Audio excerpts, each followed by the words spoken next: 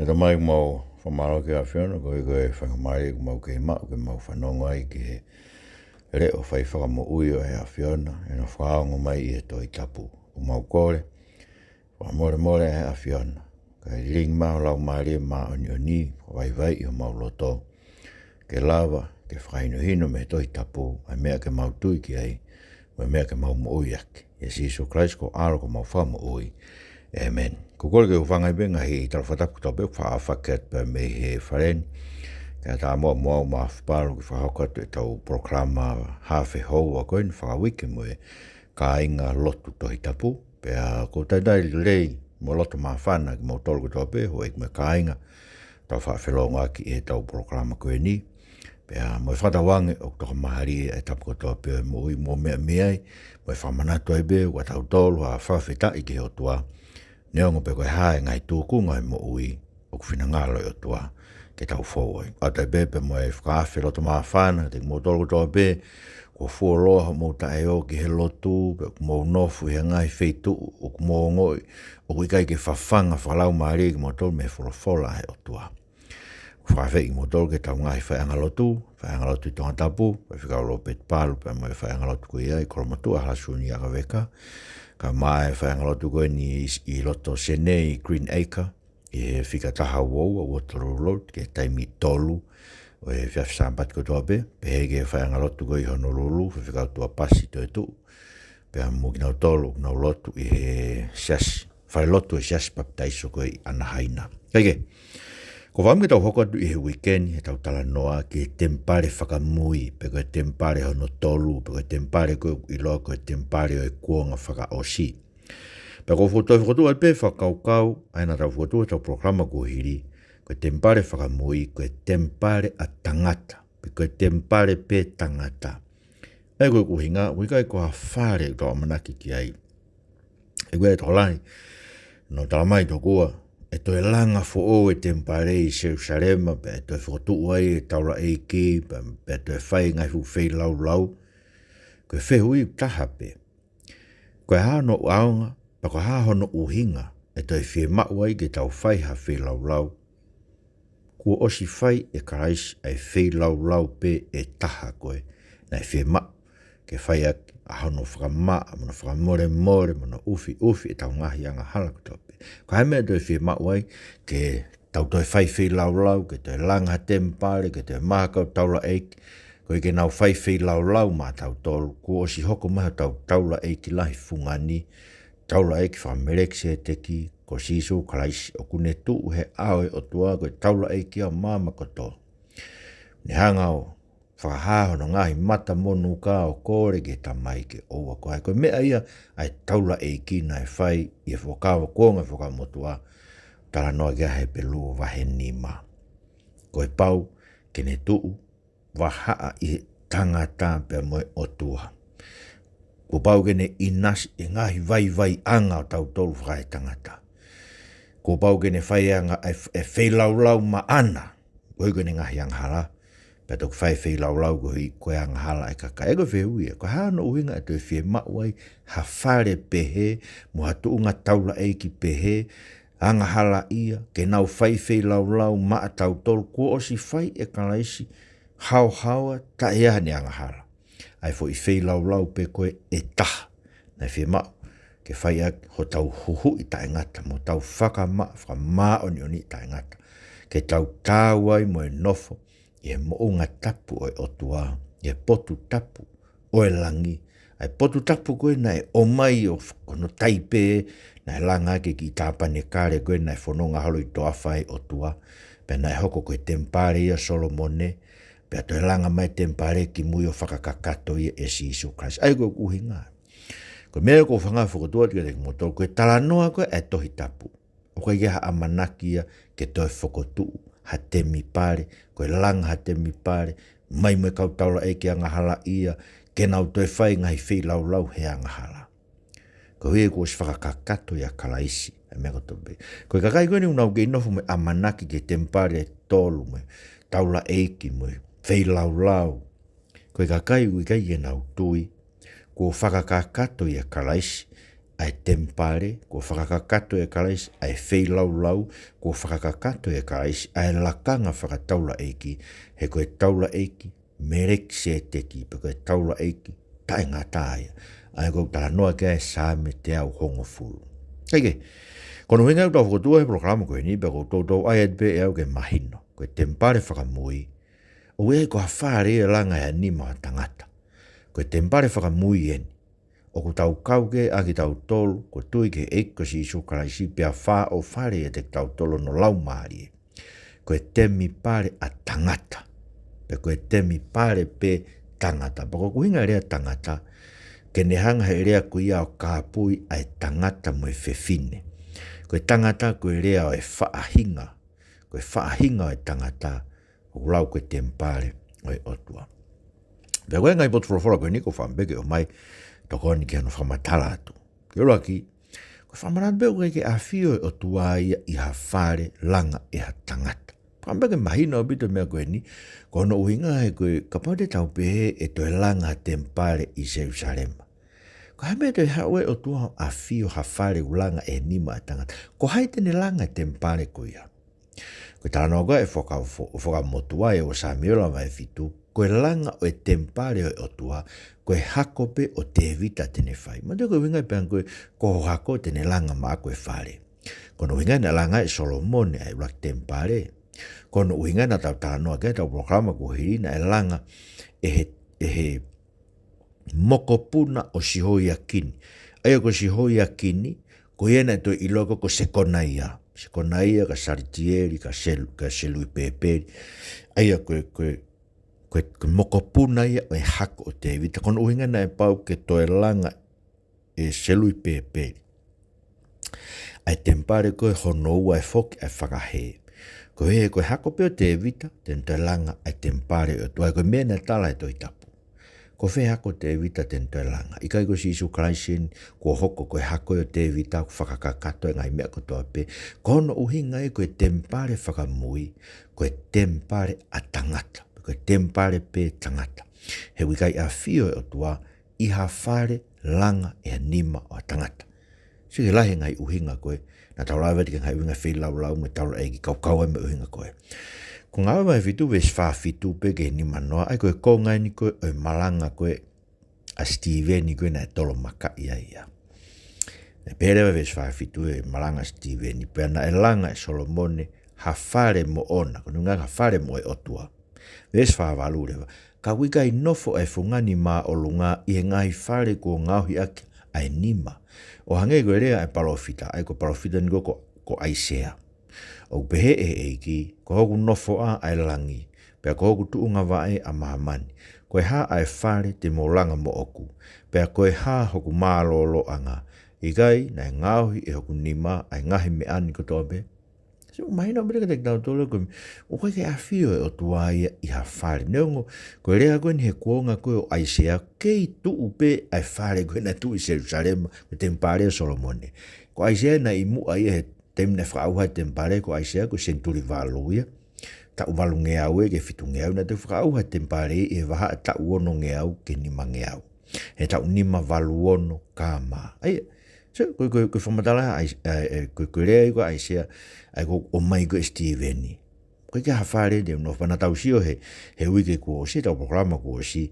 Hoko ate ki fo i vesia koe Aisea wahe no vesiwa o pehe koe nia e toko taha koe te unofo ai. Ai tangata mo e whewhine au takanga vai, loto ma whesi, pea oku tete he whanongo ke e kulea. Sio ki ono mau inga, koe Temipale o tua, koe whare o tua, koe whiai koe tangata, pe koe whewhine au takanga vai, wikai ke afuni, pore hano iwi, pore hano fuulakanga, pore hano poto, pe ko hane koloa, pe ko hano tuku whakahoranga mena lau keke a apostolo Paula ya Filipai vahetoro. Ngai mea pore, ngai mea whakatua sino, pore, kakai o ikai ke nau whakawai e nau mo ui kihe o tua, i hano laloni ma maafma, pe utaramai se emisi, tari teke i o tua e afungi. Kaguni fuaki ke resi, ke anga vai. E koe tangata e mo whiwhine koe, o hoko koe Temipale o e o tua. Takanga vai, loto ma whesi. Si o ku mawhesi pe no lo tona taimu toa pe he une ilo ko hanga halai. Pe o ku tete e whanongo ke wholofola tau utua. O kai ko Steveni bena ne, ain mantui ko lea koe na Steveni koe a koe na malanga koe pe tolo makai, o ku ta utua e ki talavo ko Saula. Koe na e lakuat koe ngai kofu, kau tolo maka koe o Steveni, na nauriho nau kofu ke veva e Saula, na e whanongo Saula, he malanga koe na Steveni, pea alo Saula me whakaukau koe ia, taim koe na iririwa ia koe, ta ia haki ta maskusi, ne manatu i mea koe na ne whanongo ai, he a koe na e tolo maka ia Steveni, o kai ke a fio e o tua ia, hawhare, langa e hanima o tangata, kono winga e hika ki tau amanaki tau tolu ia, koe kahau e Temipale tuko, e toe langa e whare, ake nima e tangata tokua ke Temipale o e otua. Tamare e paula ia, koe ni malanga ina anai e University ko a Tennessee, i loa ia a koe koe are o peiko. Pere e paula e ngāi mai tawhitu, me sua whāme o nima koe otua, e nane ngāhi a māmani me mea koto pe kui ai, ui kai nofo ia, ia ngāhi whare ko ngāhi e nima. He koe eiki a e langi mo māmani. Pea kui kai tauhi a kia e nima o e tangata, o ange o kumasiwa ia i ha mea. He u whaki e ia ke mea kotoa be ai mo ui, me mānawa, mo e mea kotoa be. Sio, koe ke masiwa e o tua he ke ni tai lava. Ngahi be e ia hano feitu ke a whio e tapu mo ia. Une ngahi ia he vani. Ko he vani ono a whio angano taloni, ko mamani, ko no tuunga va e ia lau eka a isea na tau sio ke ane nai. Pea uika ke tauhi a kia e nima a tangata hange ke peheku masiwa.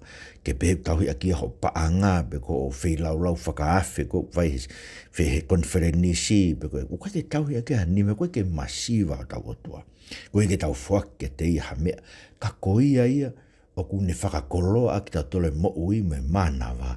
Me ngai koloa ko toa pe, ko lava koe na whanongo mai ki proklama koe ni, koe lava ho ata mai ke mahino ke te koe mea ko talanoa ki ai, i kai koe ngai mea whaak ko toa pe ia, ki mea te koe, mehe o tua ke te koe, koe lava koe no whakamatala te ngai mea koe ne etoi tapu, i kai koe poto ko toa pe ia, mehe o tua, a he une whakarea e noa, a he une ome ata mai matala ke te tautoro. Mai no bete te tautoro ukai ke a whio tua ha whare, langa ke nima o tangata, kono inga heka ke tau amanaki ai, e toe langa hafu whare i Jerusalema, koe Temipale o tua, heka i a whio ai o tua ia. He a whio ia, ia teki tau tolu koe ni, ku tau hoko koe Temipale o tua. Koe kono ua, koe whare o tua tangata asisu, ai kono uinga, koe Temipale fok, mandina tau tānoa ki ai, nei kamata peho no fofoa e whakaukau ia i teni, koe whetau laki anga o tua mo e tangata. Ai whanonga mai koe o tua i he moko o e aho, hau iau toi o mātua ai koe nāanga halaka, koe whetu e nā tau whetau laki ai. Ai koe whakaukau ia Temipale, koe ngou e anga i teni nei kamata no fofoa i e. Pelanga e Solomoni no Temipale, pe talamai, na ne hanga tā whakatā i ngai i holisi e Temipale, ai ngai selupimi, pa mai ngai fupame. Ai mai nupe te tau tolu, ke hange hafu loto ngou e. E tu ai selupimi, koe koe me whamui pena tau ilo, koe tu he loto a koe o e potu tapu, o e ngou e tapu, koe selupimi ke ne tauwhi, ai hu ki ai hato e tangata ki a whioanga o e otua. Kaike, rea rewa si isu koe sen waheua, vesta haiwa ke ua tahapane pe, bea reanga si isu o pehege teki nau tolu, ve teki ai whareni, pe te ufotu hake ia i aho e tolu. Pe talang he kau si, koe tau e whangfu mao no me langa e whareni, pe teke whaafotu hake ia i he aho e tolu, kana e rea ia ki e whare, ko hono sino. Ai koe winga si isu ia, koe Temipale iau, koe whetau laki angau o e otua mo e tangata, he ko Immanuela ia. Manatu kia matiu wahe uluagi vesua tolu, e whakahingoa ia ko Immanuela, ai koe pala ofisa ia koe ne anka ahasi, tui ko ahasi, ia aisia wahe fitu. E whakahingoa ki tama, whaitama tau po, pe whakahingoa ki tama, ko Immanuela, ko oku ia tek tau tolu ai otua sio. Ko hinga sisu, ko au ia, ko Immanuela au, ko otua au. Ka ea ta au whetaulaki mo, ko whetaulaki mo otua. O ku whakakakato ia te au, ai mahu inga mo uhinga e Temipale. Tau e whangafuru mao no langa e whare, ai ko me koe na tāno koe kena tau tāno ke u kōsi, na kamata no whakarerei i koe o e Temipale ko se lui peperi e he lota koe lahi, he ta uanoa kā maa. Pe whai o mate ia, o sepe tau ia e ono me, e taha ono me, pe mate ia e tau wha ka ma. Pe hakoka tu e pe ngā ue, e koe te kai ke kakato e ngā ue ia, taim kono sisu, pe koe tau e whanga fulu maa ono mono langa e whare, ka te ke whotu ake pe koe he aho e tolu, ka koe siko uinga sisu ia, ko ia e Temipale, ko ia e whotu fo o wai, e Temipale fo o koe ni anu tau kau kia i he ahoni e ki tau tolu, tui ki he eiko sisu kraisini pe kia mo ne toi tuu, tau maua e maa oni ngau whi mau ke tau kau aki, ki he whare o e otua. Pero mare e pekia koe sisu, mea neu mau inga te tautou. Nai tangiri o lahe sisu, matiu maa ke vai tani maa wes tolu fitu mo e tolu walu. Pea ne tuku hake hono lau maari e.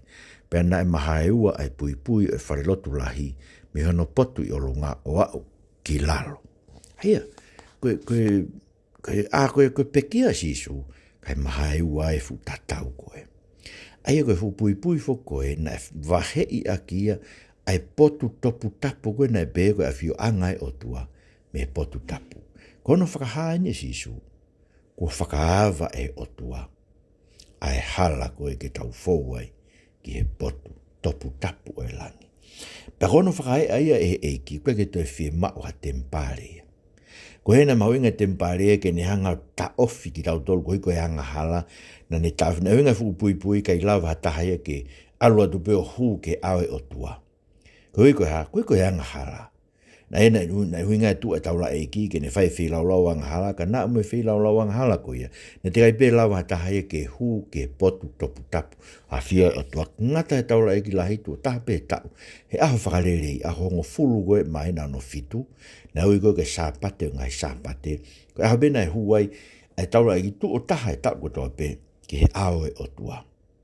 Ke loto potu top tap. Pena pau ke huia mo ne whilau, pane toki whai e whilau, whakalerei koe, mo lau maari o e kau isleri ke tau koe, koe whilau whakatau ia, o e whakalerei. Koe sio koe uhingai maha e ue whutatau. Ko osi ue ke te whemau e ke te langahau Temipale o tau afu pui pui pehe.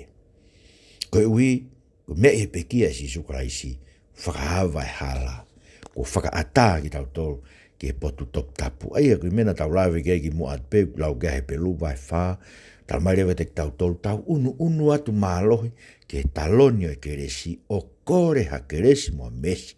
Tokoni ki tau tolu e tau vai. E kono uinga, koe nia ko ata ia ke te tau tolu ko tui ki a kalaisi. Ke tau unu atu mahalohi, ke talonio e keresi, koe talonio e keresi, koe funga puha ia e fuakawa, koe talonia o tua, koe whetue na awhia o tua, na temu na e hua i e taula eki lahi, i a whakarari na tūtūni ke ne whakakohu. Koe ui ke oua e sio ke funga puha na amate. Pena e whekau ke ai hono kofto o tōlofa, o tau e whanga ki fo i fua i pomikani te whakavaha ke ngai whafangu, koe ke pakakihe whafangu he ne hu te ria na amate. Sio, ke he whainga taa koe, pia moe molu malu koe, pia moe mahino, na moe taula i lahi nai hu moe iri fia na ilonge ka taa ia mate he loto potu top tapu. Ka koe, tala mai ke te tau tohe pilu vai wha, unu not mahalohi, ke talonio keresi, ke mo mau, ha keresi, mo mes, ke tokoni ki mo tolu, i ho mo ngahi vai. So koe mema koe he pilu vai walu le vai, tala mai ke te kau tolu, a ki nau tolu, a koe ne wingan ke kau taula eki lahi koe, na nau tu koe Temipale, ko ki nau tolu tauhi, o whakatatau moe ata o ngai mea o langi. A koe mea koe na nau tauhi koe, he Temipale, e taula eki, e whilau, e puha e fuakawa, e potop tapu, koe ata ia o ngai mea o langi, he koe mantu i koe mea na sio kia mo sese koe, he ne aluko nofu i langi ahoe, i he mo unga he ahoe whanoa mo e po e whanoa. Tamai na sio tonua mo sese ke potu top tapu e langi. Pe whekau rewa ki hap o ne langa ai whakatātā o e mea koia, ke tu ui māmaini, e tāpane kare koe na nau hiki hiki olu mo e toa wha. Koe whakatātā ia e tāpane kare mo o nia koe he langi. Kai koe rea he pelu ne peherewa ia. Koe mea koe na tauhi kau taula e kia mo e whilau, ai ngau whakaukai tōlahi e toi whakotu, koe ata peia ngai mea o langi. Peka pau koe whakakato e ata i mea koia, koe hano inga te tau toi o mai e ata i mea o toi whakotu, ke tōku e toi langa e whare ia, ke Temipale e lotonga koia, koe na uhinga Temipale mo e tāpane kare, koe ata pia e mo ni me hange kono valoki koe o toa mo se koe pelu vai valuen vesnima. Hange kono valoki e o toa mo se ne teu ke langa e whare whei a teniti whitaulaki anga. E nei pehe mai e ia, wakai ke ngauhi ai mea koto pe o whakatatau ki hono whakatātā nei whakahāge te koe i he mounga. Aia, koe ata pe Temipale, koe tāpane kare koe ata pe o e mo ni i mea koe na e tāpane kare mo ni a koe langi na e sio kia Mosese, he ne i he mounga i he otua. Tamareo he pelu vai hiva, ko he pelu o maari. He kalahango hanga he pelu o whakamatala, whakalau maari e kia te tautou. Ai ngai mea na hoko he pekia, ahoko na pekia si su na reiki mamata kia tahai. Ai koe hanga eni tatala e he pelu e tua pui pui ko i tāniti.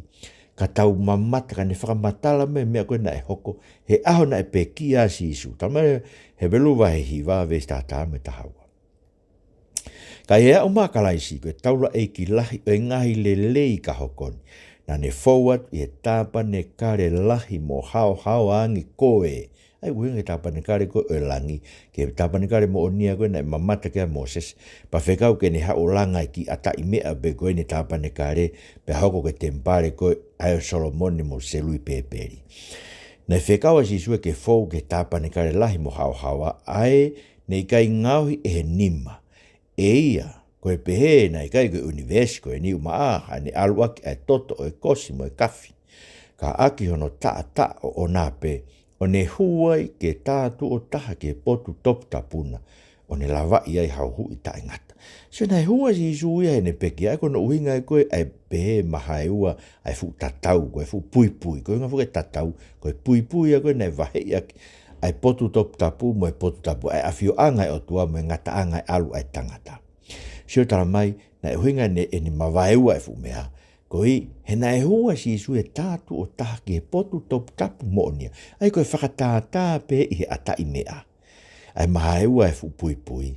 Ai mea na e hoko moonia he pekia si isu ne huia ki he potu tapu mono tā o nā he aho na e pekia ai. Kono uhinga ia fo i mea. O ne lawai hahuhu i Tangata. Ai belo wahiwa ua whage ua no he tala e hai. Kua hu a karaisi ki he potu topu tapu ne ngau e he nima. Koe whakatātā be o e moonia. Ka ki he langi tonu. Ke whakahania ki fofonga o tua matau tolu. Kai maana i kai tene hu ke ne atu tu o lahi o hange koe hu a kautaura e ki lahi ke potu topu tapu e tau ko toa pe a ki hatoto ke. E kane pehe pe tāne pau ke tu o lahi hono whea talu e tanu pou o mamani. Kai o noanga koe ni. Kua tātu o taha e ne hā i he whaka osi o ngahi kua ngā ke tāmate ai anghala ake e ne whei lau ana. Ai koe, o sige mahu inga me. Koe hu a si sukaraisi ke potu topu tapu ke langi totonu. Ke whakahāi ke wafonga o tua mātau tolu, pareke ne hu ke ne atu tu o lahi hange koe hu a kautaura e ki lahi he potu tapu he tau ko toa pe a ki hatoto ke. Ia koe toto e manu na nau huaki he poto tapu koe ni laloni. He kane pehe ne pau ke tu o lahi ano whea si suka he noanga koe ni tu o tape. Ai o mea koko pehe ai koe ke te hawhi e mau ia ke toi whakotu hata ha Temipale ke toi whahawhi lau ke toi aha kautaura eiki. He kua osi whea e karaisi koe uluaki koe uhinga o kua he lau he pelu. Koe uluaki koe ata i mea be mea koe na tu i mamani. Koe me te tau tu e langa e fu ata i mea. Koe tāpat kane mo nia e na e hāgia Mosese koe ni he moonga. Ko ia e kua hūkia si sukraise ana e pekia a kono tātaa. O ne lava ia i maa tau tolu. Ha whei lau tātu o tahape. Ke tāmate a anghala. Suki ai. Ka pau ko tāmate i tau anghala. Ka me te whi mau ke langa Temipale. Ke whai lau ai. Ko tāmate i tau anghala tātu e karaisi. Ta mai toko he ni i hia. Toko whi mau pe ke haki i whakamanatu e whi lau na whai karaisi. Ka ko si hai no whakamanatu ona. Ko whakamanatu e whi lau karaisi. Ai sākala meniti o homohe ai eiki. O ku tau whakamanatu a kia e ne whaki hono sino mo ne whaki hono tātaa. Ko tau mo ui angai. Ko ia e hongo fulu vai hongo he belu hongo fulu e tahi vani ke uo. Ko ia ka ainga ko me he tau mau i loto lahi e tata o sisu ke hu ke potu top tapu e hala fo o mo ui ne tofa mo tau tolu he ne asiat e tatau aia kono kakano. Pia tau mau ha taura eiki o kufungani aia o kupure ke api o tua koia ke tau unu atu mo e loto mo oni ko mau luta e tau tui Ko luluku tau loto o whakamaa me konchenis kovi. Pea ko palo to tau sino e vai whakamaa. Se ke mau inga. Ko ui ko hua si Jesu Christ ko ke potu topu tapu mo onia. Ko ne o mai e roto lahi ke te tau to. Ke tau huu mo ki tau to. He hala fo o mo ui kune tofa. He ne asiat i he tatau. Ai koe mena e hoko koe he maha e ua e fu tatau. Whamare more be tau ngā ke fu irea maha e ua. Ko fu irea whakatua. Ka ke tatau fu irea ke mea na e hoko. Na maha e ua e fu tatau. Ko mea na e hoko. Na maha e ua e fu tatau. Kai asiat tua si isu a ke hono kakano. Ke hoko hono kakano. Ana e fuaki koe he aho koe o ene pekia. Hoko ia koe hala fo o mo ui ke tau fōwai. He tau mawai ha tau raiki fungani. Aia oku pūre ke api o tua. So kia, koe kanda pene tofai hala, ka koia tene taritari ki tau tolu he api o tua. Ko hana onga te tau tui aia ki Temipale heni ma ki kau tau raiki ma ki whei lau heni. Ko o sianga e ki o tofai hala ke tau alo i tau to ke Temipale mo onia. A Temipale koe na mamata ke a Mosese ae i he langi. Aia foki, ko tau hoko koe Temipale a tangata mo whewhine, koe Temipale o kalaisi, he aho koe na iriringi mai lau mare maa nyoni ke te tau tō. Whanong ko ngāwa he ua, koe vesu waki i e whā, be ko hoko sia, hei aho pentekosi, nau kātoa lo to taha potu pe ta whoki whā, ulu mai me langi o hanga tuon matangi malo i au pito, whakawhonua ke whare ko tō pena nau nofai, pe haa ke te ina toi ngahi relo mga manga o hange koe a whi, nofo hiu ke te ina tō takitaha, whakawhonua ke tō pena nau tō lau mare maa nyoni pena kamata ke nau rea aki, a rea ke heo whakarea ki nau tō he lau mare, ai koe, kono whakawhonu koe, ai si kakai koe ni kamataanga, kakai o si kamataanga ke lau maari. Ta tau tof pe mono whakawhonu a koe skaina ai tāpane karei toa wha. Ta tau tof pe mono whakawhonu a ke skaina o tua ai Temipale ko Solomone. Ma tui na keke skaina ai Temipale hono ua koe ai koe na be si su holoke wharin pato e fo. Na keke hifo skaina e ahona na uhufia whare lau e tala noa utu e sela vai fitu. Ka koe ni au taramai ke te tau tō. Na hifo e tāpane kare, hifo e lau maari, e tāpane kare o toano lau maari, whakawhonu aki, a si kakai koe, koe uhinga e tau hoko, koe Temipale o toa. He ko whakawhonu aki tau toano lau maari, hangebe koe mea koe na e whai koe tāpane kare i toa, hangebe koe mea na e whai ke Temipale o Solomone. Pa talo e pehe Paula, rakolin tō vai tolu vesta hano, ikai mou ilo koe whare tapu ki mou tolu o toa, he ko nofo ia ki mou tolu he lau maari o toa, rakolin tō vai ono, tahiwa ke hua noa, i kai mou ilo ko mou sino, ko whare tapu lau mare maanyoni, ok, ia teki mou tolu, mehe o tua, pe i kai a mou tolu ki mou tolu, ko whakatau a ki mou tolu e totongi, ko ia, whakaongongore rei o tua, mou mea whakasino, ho mou lau mare, ko whare tapu lau mare maanyoni, ko i ha, talu e ne hifo me ko no fo ia ki tau tolu, he apente ko si, wakorinto vahe o no, vesta o no, ko whare tapu ki mou tolu, o tua mo ui o hange koe wholofola o tua, te unofo ia a ki nau tolu, eve eva e te ki nau tolu, pe kona ua tua au, koko kakai ki nau tolu, ewe so vahe ua, vesu anoa, ki he ua, pe kone whakotu ke tuunga, ka apostolum, ka uparo, whita kono fu makaturi ki ko si Jesu Christ pe,